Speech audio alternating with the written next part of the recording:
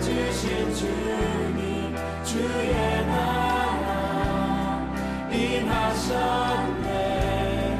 이 땅 위에 주님께 영광.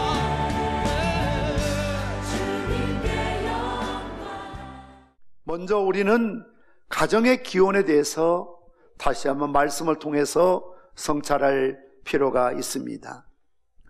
어떤 사람이든 병이 들게 되면 병원에 가서 바로 치료하는 거 아닙니다. 먼저 정확하게 진단하고 진찰을 해야 하는 것입니다. 병의 원인이 왜 생겼는지, 어떻게 병이 지금 진전되고 있는지, 어떻게 치료하면 고칠 수 있는지, 이런 문제들을 먼저 잘하기 위해서는 정확한 진단이 이루어져야 됩니다. 때로는 잘못된 오진이 의료사고로 이어지는 경우들이 가끔 있습니다. 부부가 이루어지는 가정도 단순한 조직체가 아니라 생명을 가진 유기체이기 때문에 어떤 가정은 건강한 몸처럼 건강한 가정이 있는가 하면 어떤 가정은 병든 몸처럼 병든 부부, 병든 가정이 있다는 것입니다. 그러므로 먼저 그 가정의 문제가 무엇이며 이 원인이 무엇인가를 찾아내야만 가정의 치유와 회복이 가능합니다.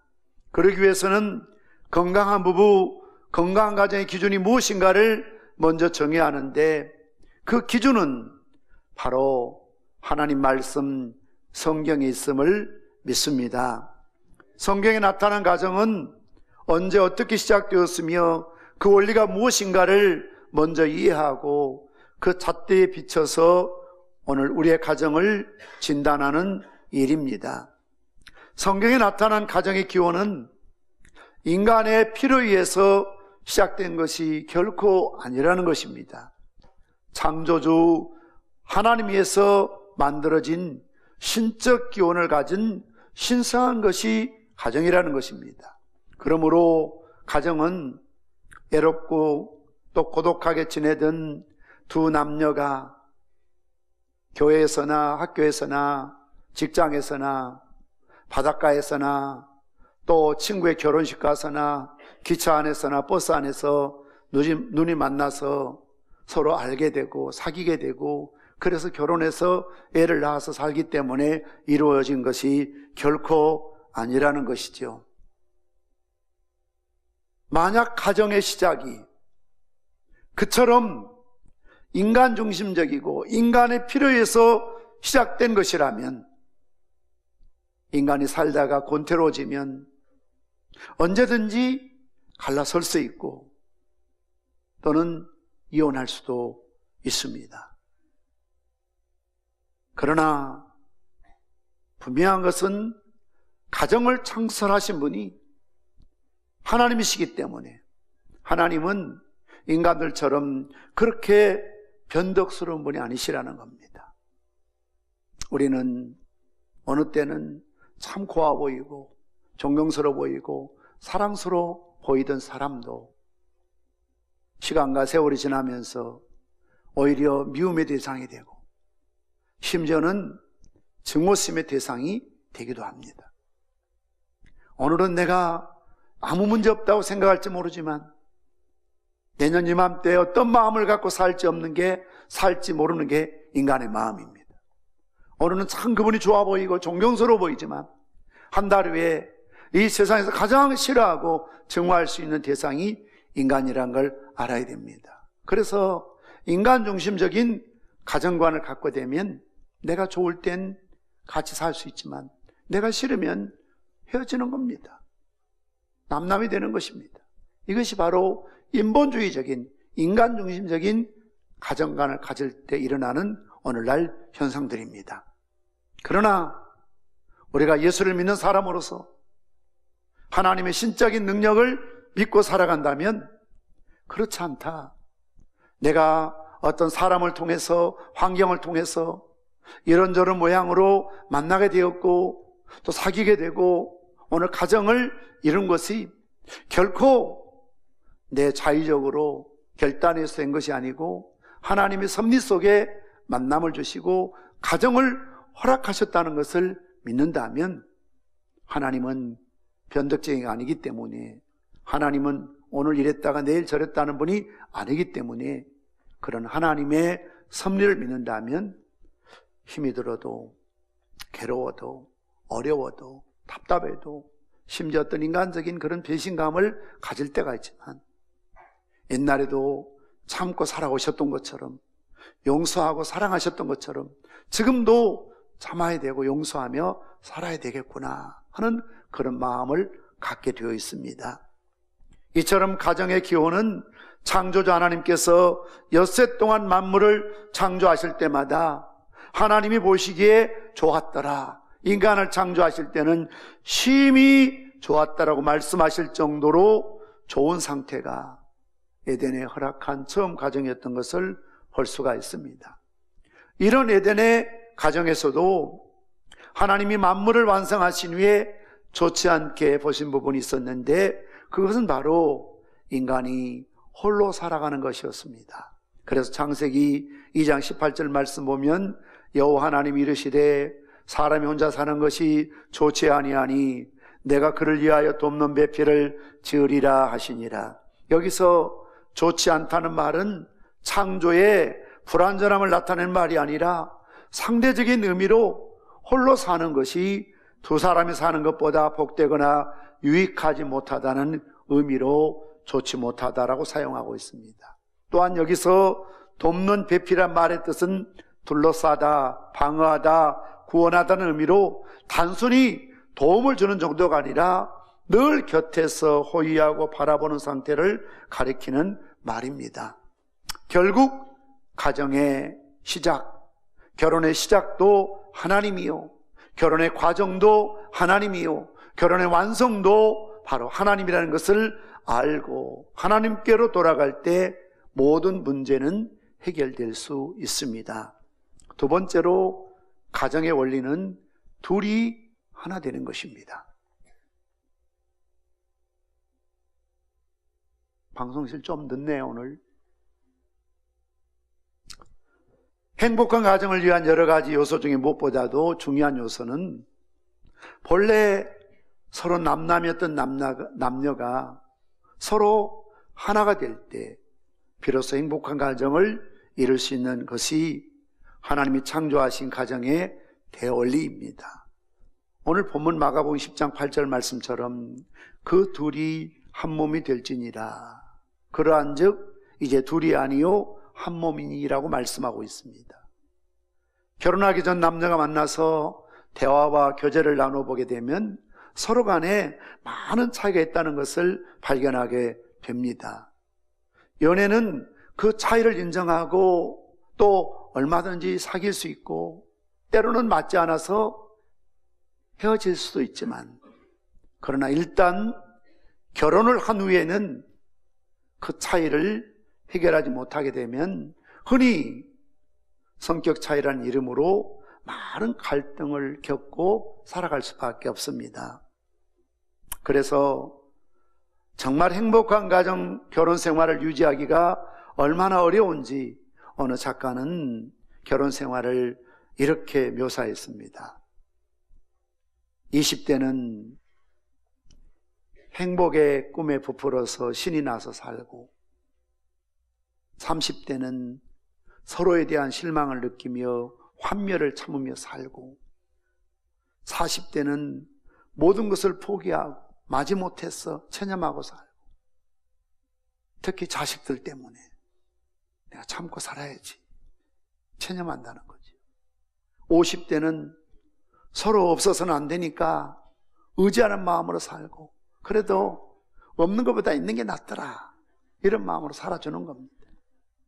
60대는 서로 안 됐다 생각이 되어서 가엾어서 아이고 저 남자가 내 없이 어떻게 사나, 이제 저 나이에 나가서 어떻게 살 수 있을까 불쌍해서 살아주고,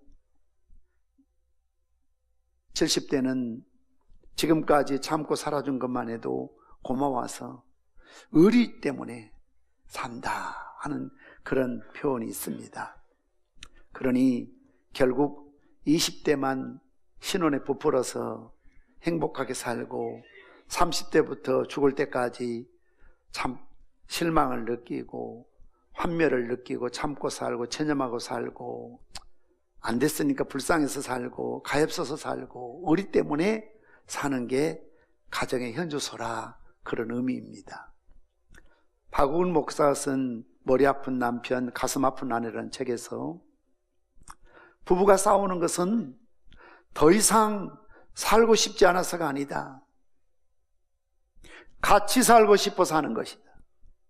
부부싸움의 결말은 이혼이 아니라 행복한 가정 만들기 위해 한다고 그랬습니다. 그러므로 부부가 된다는 것은 바로 그 차이를 사랑으로 극복하고 둘이 아니라 한 몸이 되어서 그 차이의 다양성을 서로 이해해주고 협력해서 서로 하나가 되어가는 그런 부부가 건강한 부부라는 겁니다. 인류 최초의 가정은 아담과 하와가 서로 만나서 조율하고 또 이루어진 것이 아닙니다. 하나님은 참 인격이신 하나님이신데 한 번이라도 아담에게 너 어떤 이상형을 좋아하니? 하얀 피부, 까만 피부, 까무잡잡한 피부, 눈은 동그란 거 아니면 찢어진 거, 키는 크고 몸은 날씬하고 아니면 뚱뚱하고, 좀 이런 걸 물어보고 하셨으면 얼마나 좋아해요. 아담에게요. 그런데 아담이 잠들었을 때 갈빗대를 취하였어. 하와를 만드시고 그를 이끌고 아담에게로 데려왔다는 겁니다. 창세기 2장 22절 말씀 보면 여호와 하나님이 아담에게 취하신 그 갈빗대로 여자를 만드시고 그를 아담에게로 이끌어 오시니라고 말씀하고 있습니다. 오늘도 믿음의 가정은 바로 그와 같이 하나님이 인도하셔서 남편을 만나게 되었다, 아내를 만나게 되었다.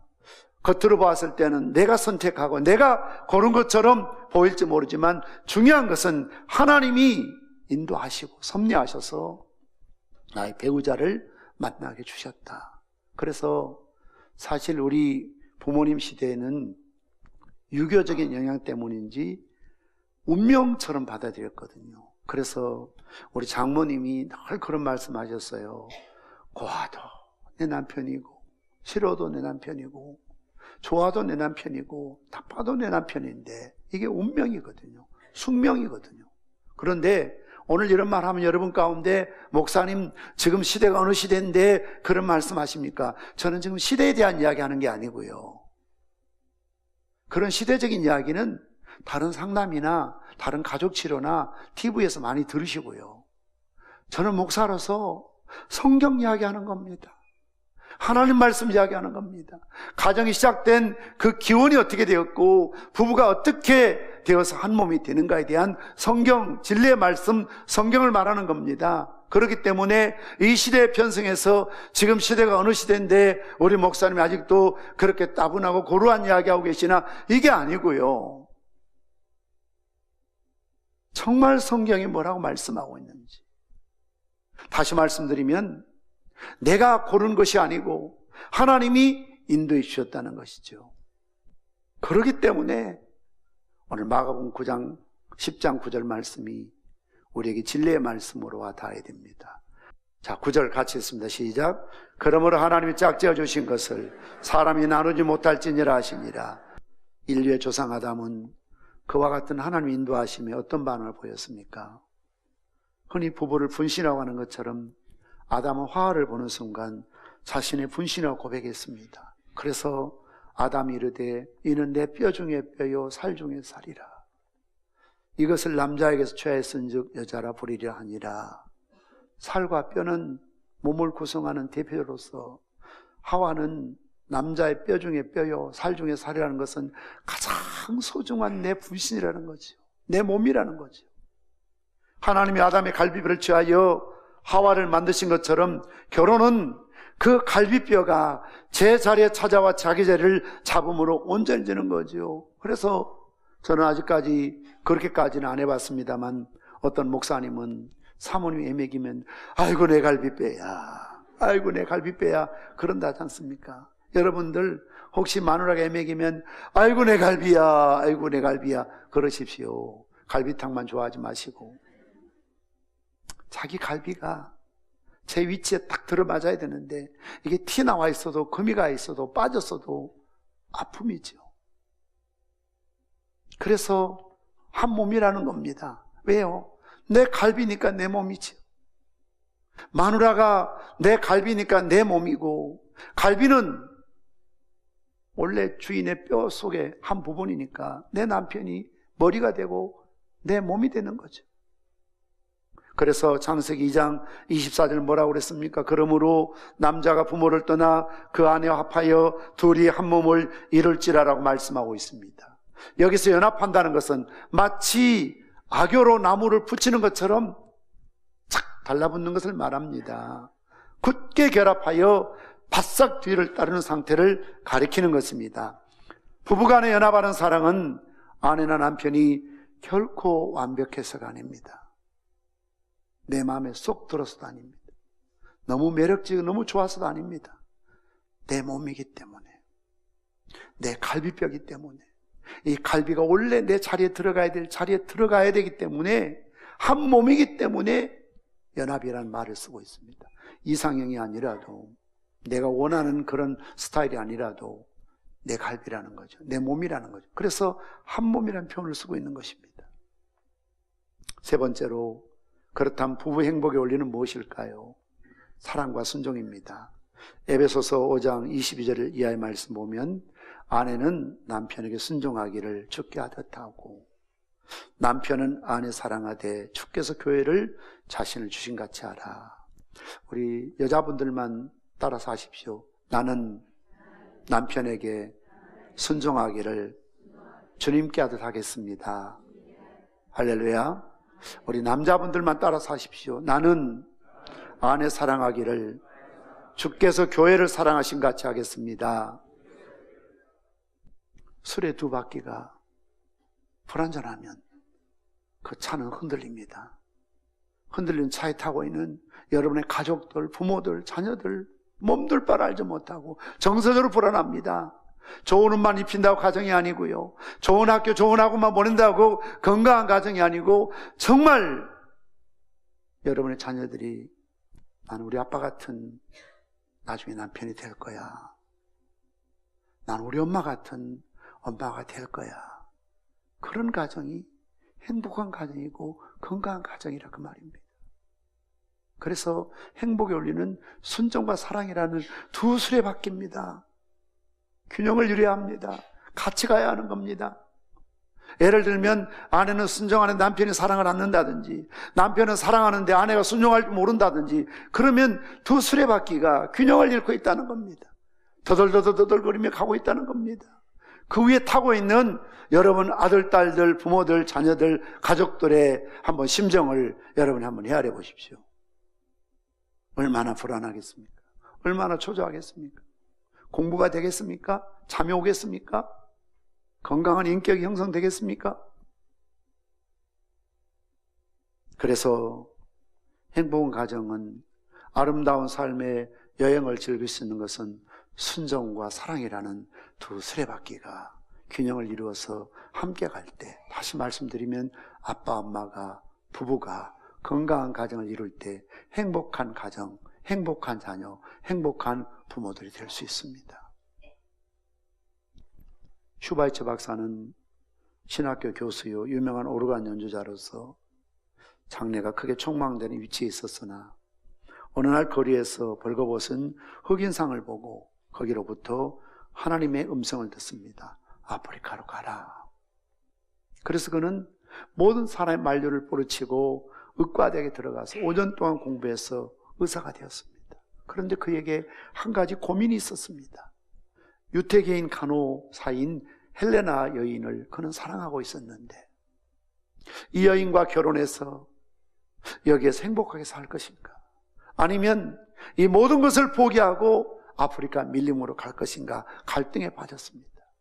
그는 큰 고민과 함께 기도 속에 지내다가 어느 날 큰 결심을 하고 헬레나를 만났습니다. 그는 말합니다. 나는 아프리카의 불쌍한 흑인들을 돕는 의사가 되기로 이미 결심한 사람이다. 헬레나, 당신은 나와 함께 아프리카에 가서 보낼 생각은 없나? 물었습니다. 그럴 때에 헬레나의 대답이 너무 뜻밖이었습니다. 나는 정식으로 간호원 훈련을 받은 사람입니다. 간호원인 내가 당신을 도와주지 않으면 당신이 아무리 의사라 해도 아프리카에 가서 어떻게 사역을 할 수 있겠느냐고. 걱정하지 말라고. 나도 당신과 함께 아프리카에 가서 함께 사역하겠다.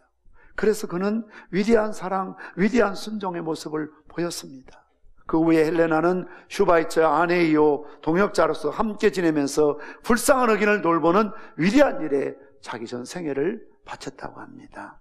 남녀가 서로 다른 배경에서 다른 경험을 가지고 살아온 두 사람이 만나서 부부가 되었으니 서로의 차이를 인정하고 서로를 존중하고 상대를 내 몸처럼 아끼고 포용하며 사는 것이 진정한 부부의 사랑이라는 것이죠.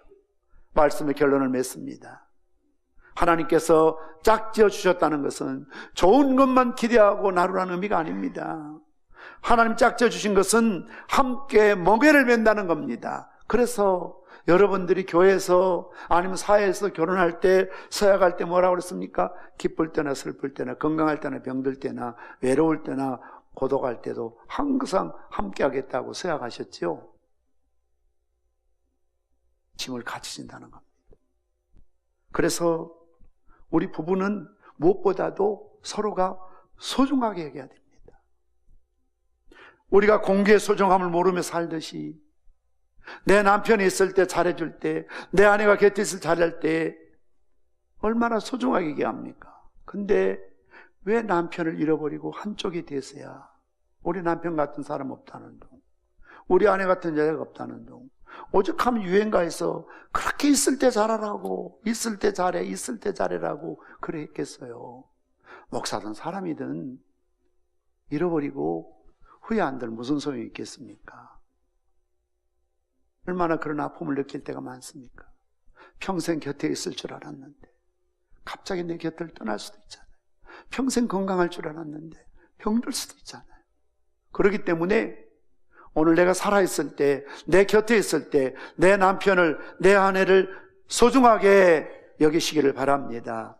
가까우면서도 멀고 멀면서도 가까운 사이 부부, 곁에 있어도 그리운 게 부부랍니다. 한 그릇 밥을 비벼 먹고 같은 컵에 입을 대고 마셔도 괜찮은 게 부부랍니다. 한 침상에 눕고 한 상에 마주 앉고 몸을 섞고 마음을 섞는 게 부부랍니다. 둘이면 사나이고 반쪽이면 미안성이 부부, 혼자이면 외로워 병이 생기는 게 부부랍니다. 아내란 청년에겐 연인이고 중년에겐 친구이고 노년에겐 간호사란 말이 있지 않습니까? 인생 최대 행복은 이 세상의 어떤 부도 명예도 아닐 것입니다. 사는 날 동안 서로 의지하고 건강히 잘 살다가 마지막 누구라도 한쪽이 먼저 세상 떠날 때에 어떤 이야기보다도 내가 예수 믿고 하나님 만난 게 물론 감사하지만 이 땅에 당신을 만난 게 내 인생의 최대의 행복이라고 말할 수 있어요. 아이고 왼수야 그렇게 가는 게 아니고 내 인생에 있어서 당신 만난 게 가장 큰 축복이었다고, 행복이었다고 그렇게 말하며 헤어질 수만 있다면 성공한 인생 산 거 아닙니까? 부자면 뭐합니까? 대통령 뭐합니까? 알아주는 명예를 가지면 뭐합니까? 내 가정은 병들고 썩고 무너지고 내 개인이 불행한 인생을 살면 그게 무슨 위로가 되겠습니까, 여러분? 그러나 남들이 갖는 부나 명예를 갖지 못해도 행복한 인고 부부가 되어서 마지막 누군가 떠날 때 여보, 내가 이 땅에 태어나서 당신 만난 게 내 인생의 최고의 행운이요, 정말 내 인생의 가장 보람되고 행복한 일이었다, 그렇게 헤어질 수만 있다면 이보다 더 멋있고 아름다운 가정이 어디 있겠습니까? 부부간의 상처 주는 말을 삼가하고 용기와 희망을 주는 긍정적인 사랑의 언어를 쓰도록 힘써야 됩니다. 모든 불행의 씨앗은 말에서부터 시작됩니다. 가장 하기 쉽고도 가장 어려운 말은 사랑한다는 말이었다는 것입니다. 에베소서 5장 말씀 보시면 술 취하지 말라 이는 방탕한 것이니 오직 성령 충만함을 입으라. 그래야 시와 찬송 예배에 성공할 수 있고요. 이어서 뭐라고 그랬습니까? 아내들이여, 이 말은 앞에 5장에 있는 말을 그대로 이어가고 있습니다. 성령 충만해야 하나님을 예배할 수 있다. 진정한 예배자가 될 수 있다. 그리고 성령 충만해야 아내도 남편에게 순종하게 되죠. 성령 충만해야 남편도 아내를 사랑할 수가 있지요. 그렇기 때문에 성령 충만할수록 성령의 능력이 나타납니다. 권능으로 역사하십니다. 그래서 육체의 질병 고침받고 속사람 상한 마음도 치유됩니다. 성령님은 능력의 영이십니다. 기적의 영이십니다. 불가능을 가능케 하십니다. 성령 충만한 사람은 우울증에 시달리지 않습니다.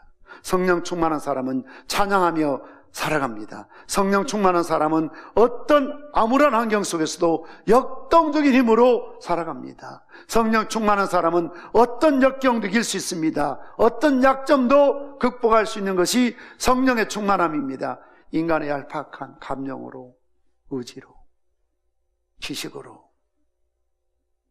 이성으로 누구를 얼만큼 사랑하며 살 수 있겠습니까? 사랑의 유효기간 끝나면 다 본색 드러나는데 그런 얄팍한 내 마음으로, 감정으로, 의지로 누구를 얼마나 사랑하겠습니까? 남편을 순종할 수 있겠습니까? 아내를 사랑할 수 있겠습니까?